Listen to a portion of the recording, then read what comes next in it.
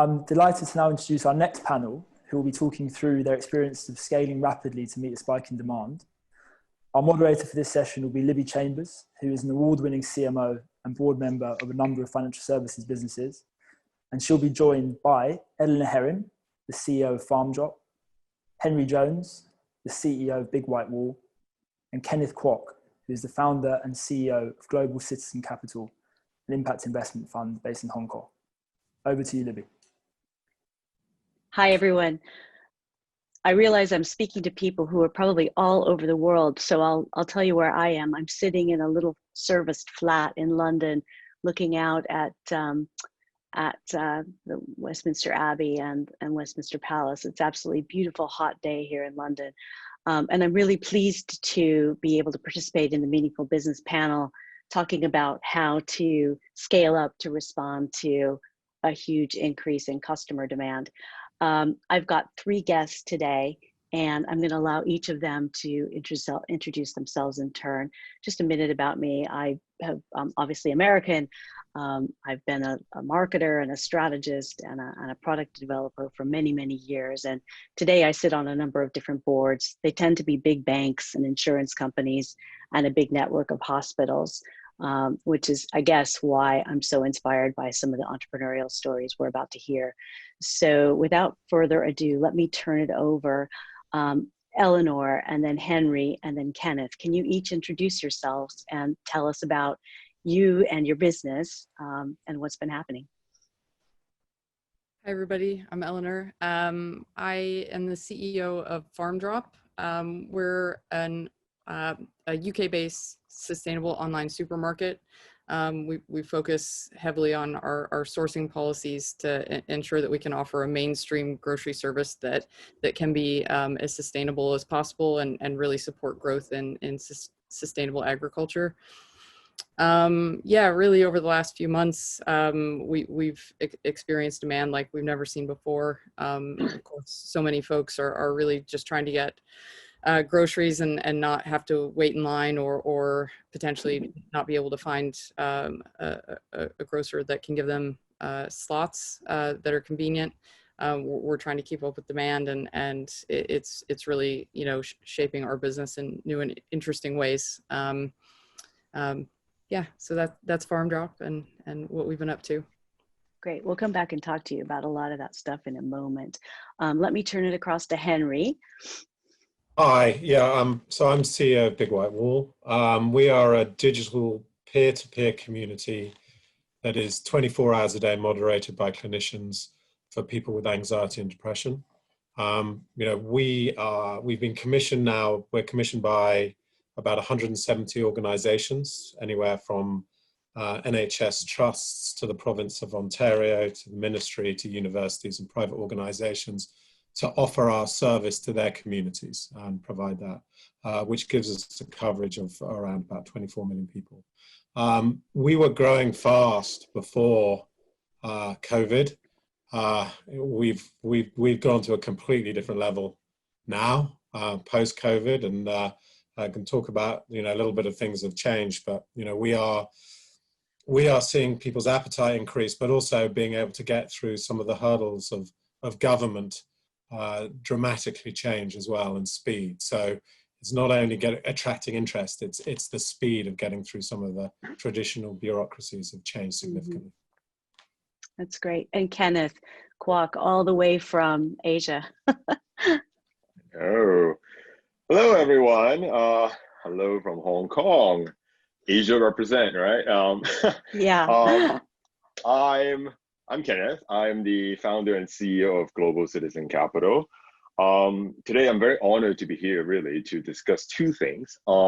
Within our portfolio companies, given that we are an impact venture, we have an e-commerce logistics company as well as our own face mask manufacturing company. So I think it's quite clear which one scaled the most during COVID. But you know, but ultimately, as I said, you know, both of them are impact startups. So they were created to serve a wider purpose than just pure profit making. So I'm extremely grateful to the Mission Possible team for allowing us to share some of our stories here from Asia to the team. Thank you so much. That's great. Let's jump right into it. Some of the stories that I've seen in the boards that I'm a part of have been things that you might expect, a big bank having to handle a huge surge in customer service calls and people wanting to figure out whether they still needed to pay their credit card or their mortgage. An insurance company, trying to figure out how to get people who typically work in call centers to suddenly all, do what we're doing from home. And then obviously the hospital network I'm on the board of has had a huge scale up. But I wanted to shift it over and first talk, I'll go to you, Henry, first to ask you about, you talked about having to kind of get through hurdles and make decisions more quickly. I mean, what were the changes in the mindset of your organization to enable you to, essentially run through walls that may have never been there before, but you've had to deal with now? Yeah, I think it's interesting. I mean, as a social impact business, one of our charters has been one of our core principles is to provide access to as many people as possible. So I think over the last year or so, we have been putting in the foundations for growth with expansion very much core of what we're doing. And I think luckily some of the cultural changes that were needed in the business had already been in place, like a trusted leadership team and a team that was focused and understood growth. But as I said, when COVID-19 came, we came to a completely different level of growth and really accelerated. And I think, actually what happened to us is, I think a lot of barriers that were out there went away, which meant that we had to be able to deliver and move a lot quicker. So for example, one of a province in Canada, we had a plan with them to do a number of different pilots, and then we would probably prove it out, and then we would roll out, I don't know, in 2022 across the whole province. And then we were told, right, we want to do it in a month. So actually everything that was going to take us 12 months, we now had to do in a month. So it was actually sort of the reduction in barriers meant that we had to run a lot quicker. And I think for the team, there were a couple of things that we needed to really think about. First of all, and I was taught this a long time ago in a growth business, is you need to think about your business as an A&E business, as an accident emergency. What really matters and what doesn't really matter. And in the A&E, it's saving lives, it's not filing. So I think as a business like that, we had to say what really matters to us. And obviously that's really important, is around the safety and the looking after of our community is really absolutely popular. So getting the business to understand this is the things we have to focus on, these are the things that we can leave behind at the moment. And then making sure we sold and we agreed to deliver what we knew we could do. So not trying to invent new products, new services, new capabilities, because actually what we needed to do is say, we know how to do this well. We've never done it at this scale and at this speed, but at least we know that, and not trying to offer something. The temptation is you decide to invent something completely different, and then you're dealing at a scale and a speed and with something new, and that can break you. So those were the real focuses. And did you find that your clients had to almost in a similar way make much quicker decisions? So I can imagine a council or a local government or even a big corporation, sitting around debating whether to use your service or how much to spend on it and for which employees. Did you find their decision-making sped up? Oh, hugely. So I have never contracted with a government body in less than a year, and we managed to do it in 4 weeks. And wow. that came right from the top, that they had decided they wanted to do it. So hugely different, and also much more reasonable, because so that opened up the position of, we could actually sit down on a table and say, if you want this in a month, we can't do all the things that you want us to do. We have to do it the way we know how to do it. So actually it changed the game completely for us, completely. Back to your A&E example where you have to triage what's most important. Yeah. Eleanor, I can imagine in your business where everybody, suddenly decided to stay at home and decide to, at least in my case, but a lot of my friends' case, eat twice as much food at any point in time. But I wondered if you could talk about the changes that you may have made to your org structure or your team or your management process to enable you to scale up the way you have at FarmDrop.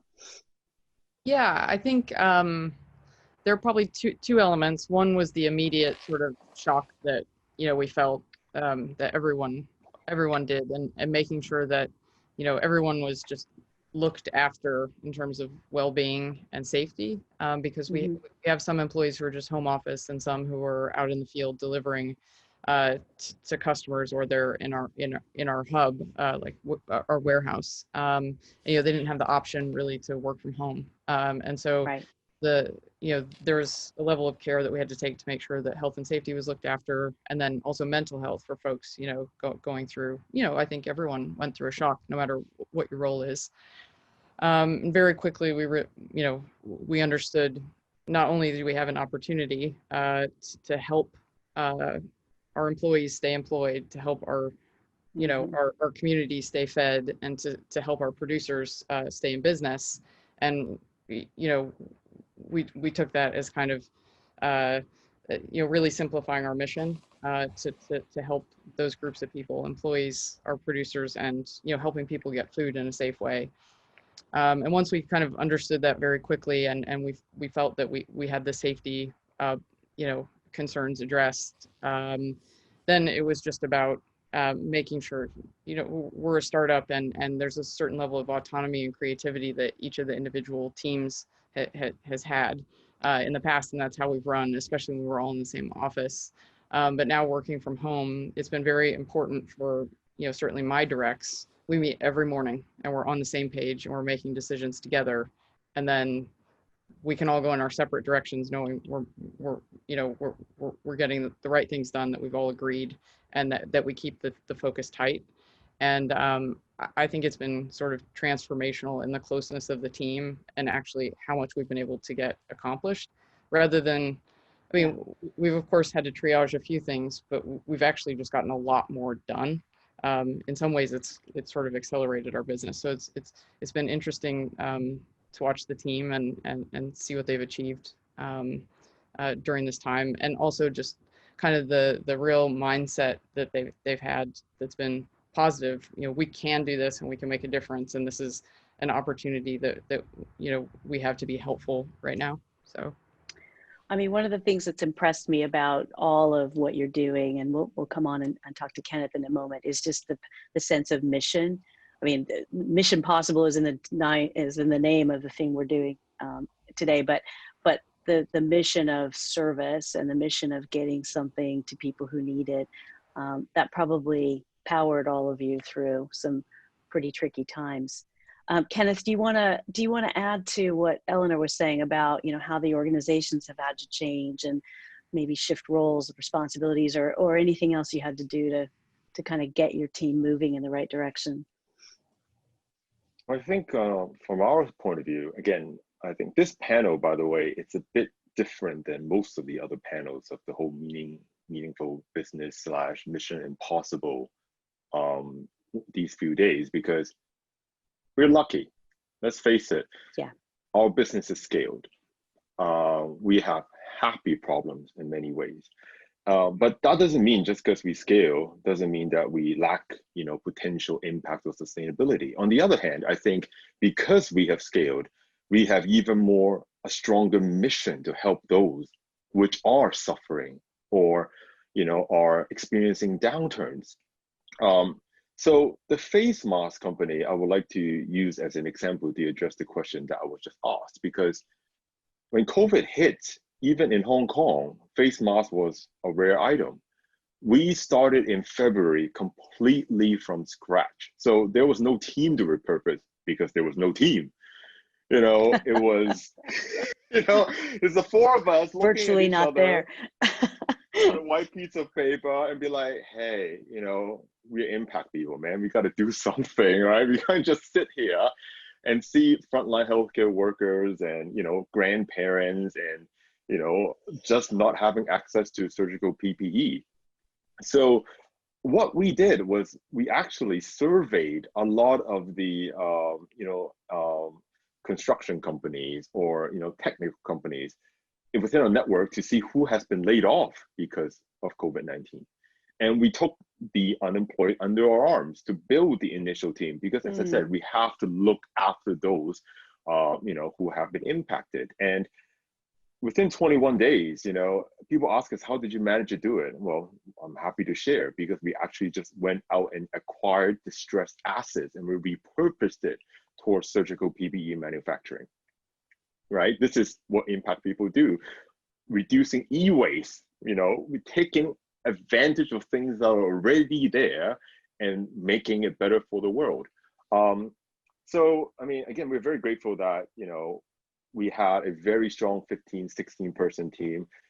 Back then, you're right, it's a lot of virtual conferences, but as you can imagine, creating the machine needs some of us to be on site. So of course, we observe strict protocol and all that. But ultimately, we're very happy to be in business by end of February. And back then, it was only 200,000 masks a day. Now we're at 2 million a day. So, wow. Just in a matter of 4 months. So again, for all of you out there, frankly, we are donating as well. But if someone in our community does need surgical masks for frontline health care workers and other at-risk communities, please talk to us. That's amazing. Did you worry? I mean, did you actually start up a manufacturing process, or were you sourcing masks and PPE from other providers? I mean, how did it work? I think we may have Kenneth frozen. We'll come back to Kevin and talk about that. But Henry, maybe I'll come on to you. We spoke a little bit about this in terms of the decision-making models at the governments and the large corporates that were your clients. What old ways of thinking within your own team did you have to challenge or reboot or otherwise, evolve for this environment we find ourselves in? I think I think actually, so what do we have to challenge? Well, I think luckily we'd already started down the journey that we wanted to be and building into the values, the growth and the idea that we would go out and challenge and sort of lead by example. But I think there is always a natural, especially in the clinical world, and quite naturally, a real, there's a hesitancy of moving too fast. And so you have to work out really what are the things and challenging the individuals to think about, okay, where do we really need to concentrate to make sure we are clinically robust and safe? And actually, where can we move a lot quicker? And that, I think, was just a challenge. And I think the team having to do that.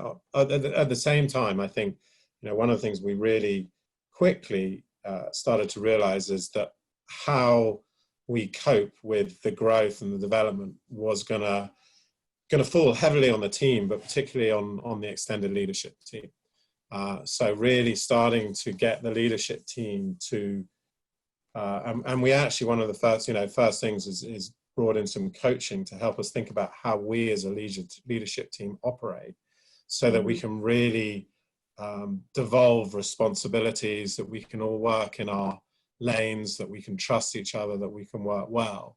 Because clearly, I think, a lot of businesses are used to everyone chasing the ball and everyone doing the same thing. And we had to very quickly get to the position that everyone was owning their own stuff and getting on with it, because we didn't have the capacity to do it. So I think that was one of the areas that we'd sort of started working on, but we realized we had to work on quicker. And that allowed the teams to get on with all the different things that we needed to do to move faster. I mean, most organizations have an organization structure and people have job descriptions, but every time I've ever been in a small company, everybody's kind of doing everything. I suspect now it became more important than ever for people to kind of have a clear swim lane and, pitch in to help one another, but stay in your swim lane and own it. I always say it's the sort of evolution between kids soccer and the Premiership. So it's, kids soccer, everyone chases the ball. When you get in the Premiership, everyone owns their position, but knows that the other people will do a really good job. And I think it's moving the leadership team through that is really important if you want to scale fast. Kenneth, I can see that you're back. Before we had a bit of screen freezing going on, which I'm sure all of us have gotten used to over the last few months. But what I was asking you is on your supply chain, how did you get a large scale manufacturing sourcing activity up and running around the PPE thing. Did you have the right expertise in your team to even do that? Because that's one of the things you wonder about, is that this equipment, when it's, you know, protecting people's lives, needs to be as high quality as possible. Absolutely. Our first focus, actually, when we entered the business, again, as you can imagine, was at least get the raw materials and the equipment in one room. The hardest part about actually doing face mask company is actually the clean room, because it has to be ISO certified. Yeah. So again, we went shopping, for lack of a better word, for distressed assets. And I briefly mentioned earlier in the call that we have a e-commerce business. And right, luckily for us, our e-commerce business has been transacting in surgical PPE business for quite some years. We had ventilators, we had surgical masks, we had gloves, we had, you know, more than a few things. The only thing we didn't have was self-testing, you know, COVID test, right? But that, you know, it's available more in some countries than others. And you're right. The first thing we thought of, you know, is how do we get FDA approval? That was really our very, very strong focus, because, well, guess what? We're producing these masks. If we don't have FDA approval, how do we ship it to the US? For one example. For CE, how do we get it to Europe? So luckily for us, you know, we within our network, and thank you in some sense for being part of the impact community, because you do find like-minded individuals. And just so happens we know two people who have had experience at surgical face mask companies. So they're retired, but you know, desperate times call for desperate measures. So we took them out of retirement. And voila, in 15 days, they got our machines up and running. I mean, I wish we can show the video of how what the machines actually look like. But if you look at them, they're actually not that complicated. It's just making sure we have the right fabric, the right team, the right type of ISO approvals to get the FDA approvals. And with our logistics company, we started shipping globally very quickly. So in some sense, you know, I think for this call, we have Henry here, we have Eleanor here, we have Elizabeth here, and Kenneth. I'm sure at the end of this call, we will have a better idea. Hey, is there a way we can all work together? Because that's what I realized about the impact community. You put 4 people together, magic is going to happen somehow. So I am waiting to see how we can all work together. And who knows, we can work with the other speakers during these 2 days as well. So. I mean, I think all the buzzwords that management uses, agile, nimble, you know, get creative, you know, boundarylessness, all that stuff is all coming together and is on display here. Eleanor, I want to talk to you about how you spent many years in your career at Amazon, which is for most people by definition a massive platform, right, with massive resources and massive scope and scale to get something done overnight. You know, owning their own air force practically. At the scale at which you guys are operating at Farm Drop, what were some of the things that your Amazon experience helped you to do well in the circumstances? Yeah, I actually think it helped a lot. You know, if you break Amazon down into sort of its component parts, everything that's special about it at one point was an internal startup. And for most of my career, I was lucky enough to actually mostly do internal startup work at Amazon. So some of the, you know, some of the challenges or things that I you know, Farm Drop has faced, I think we've benefited a little bit from that. Just knowing, hey, you know, even if our resourcing is a little different, you know, Amazon values scrappiness. We do too. And you know, some of the levels of scrappiness we've had to deal with are pretty crazy. I mean, we have a refrigerator out in our parking lot at the hub right now. We have a canopy to cover up the inbound in case of rain because we don't have enough inbound lanes. You know, we've gone to really extreme levels of scrappiness, but anything, you know, that open-mindedness to finding creative and fast is important, fast solutions to problems. And I think, you know, Amazon looks like it's pretty spiffy, and it is, but there's a lot of scrappy thought that goes into the initial the initial phases of some of their businesses. And so I think it's actually helped an enormous amount. And we actually have a few Amazon, ex-Amazon folks on the team as well. So. Is there a name for that, like an Amazon refugee or something? I don't know. I should look into that. What I also wanted to ask you about, because you have a window into the purchasing habits of millions of consumers, and I know you're in the UK, but you probably have networks of people who are doing the farm to table stuff in other markets as well. Which categories of things have been surprising to you in terms of, I mean, we've got the obvious stuff of people buying extra wine to have at home, but what else has been interesting?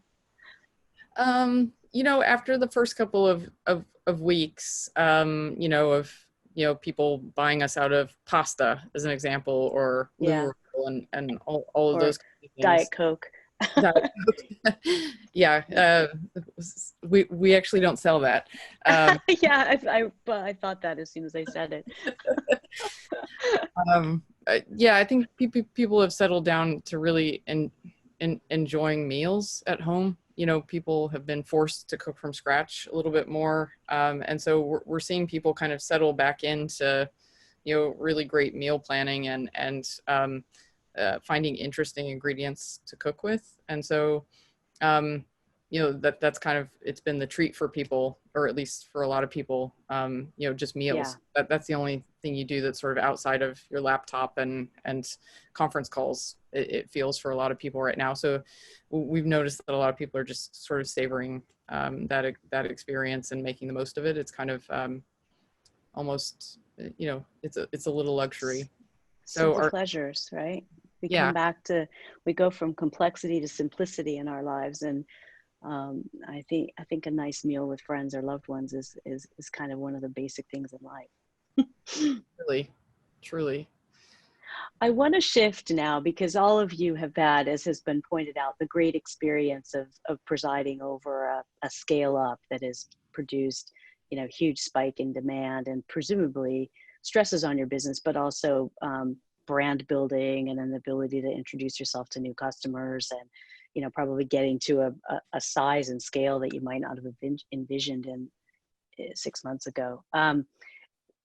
I'll go to each panelist and ask you, what advice would you have for entrepreneurs who may be seeing that, or maybe seeing just the fact of everybody returning to the office or returning to public life, going to generate demand like they never have seen? So just pieces of advice that you would offer to other entrepreneurs who hopefully will be experiencing a big surge in demand here in the next months as well.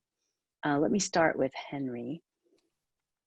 Yeah, so it's a good question. I think is first of all, I think the mission, it all comes back to really focusing on the mission.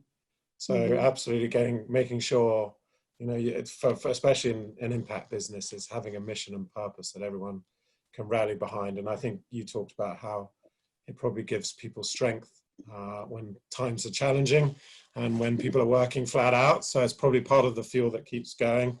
I think the other thing, and I think to Kenneth's comment and going out and building a team, I love the idea of going out and sort of picking that team from people who are out there who need work, but building that team, having the right people in the right seats is just really, really important. And I think those are the two things that make it achievable. Is if you have the right purpose and the right team, you're a long way to actually taking advantage of that opportunity.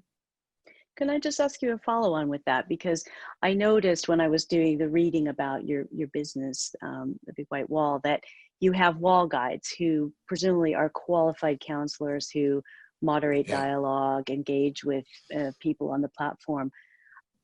How did you handle the need to find qualified, certified people fast in all of the places where you are? So, I mean, the one thing is it's highly scalable. So we can scale up, and you don't have to, the attraction of our model is, we can support, you know, we supported about 80,000 people last year, and we had about 25 to 30 wall guides. So there isn't, so it isn't like we're recruiting hundreds, but we still had to bolster up recruitment very quickly. And actually goes back to my comment was, we brought in a recruiter. We brought in a specialist who knew what they were doing and could build this, because we had been doing it sort of the way we've been doing it, and it worked, and but it was more for, it was for growth, but steady growth. But as soon as we realized that we were about to take off, it was like, let's bring someone in who knows how to do it, how to ramp it up, how to build the processes and stuff like that. And it was, yeah, having the right person in the right place to actually drive that. Luckily for us, you know, there are a whole load of people who our work patterns fit into, but also there are a whole load of people who were no longer being able to offer face-to-face support. So actually, you know, we were in a position where there was a whole load of great talent, I think, to Kenneth's point, that was available and interested in what we were doing. I know what you mean about saying recognizing the moment in time where you need to professionalize something that you're doing. I think that's really interesting. And I think just on that, I think you have to decide fast. And I think to what Eleanor was saying is, you know, the natural inclination is to say, let's see how it goes for a month or two before we bring that person on. But actually the best thing to do is say, we need it now. Let's get them on now, because otherwise you're digging yourself out of a hole later on. Yeah. Yeah, that's interesting. Kenneth, do you want to give pearls of advice? You already left us with one, which was the notion of building a network of other like-minded people. But what else would you offer? Well, I think, you know, the world that we live in is getting smaller and smaller. And by the way, this is the first impact-related panel I've had, which did not explicitly go into what SDG is your favorite one. So I'm very grateful. I think they were covering that on the one before. I know. I was like, man, it's like, you know, because, you know, all these amazing things that Henry and Eleanor and Elizabeth and, you know, I, in some degree, I'm still learning from everyone.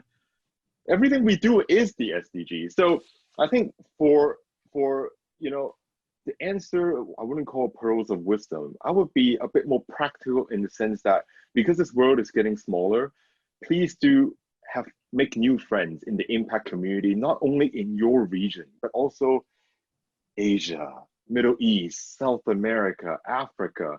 Like, in some sense, I'm very grateful to have some sort of a very small version of a global network, because it allowed me to get our mass into certain countries, you know, because we have those relationships built in.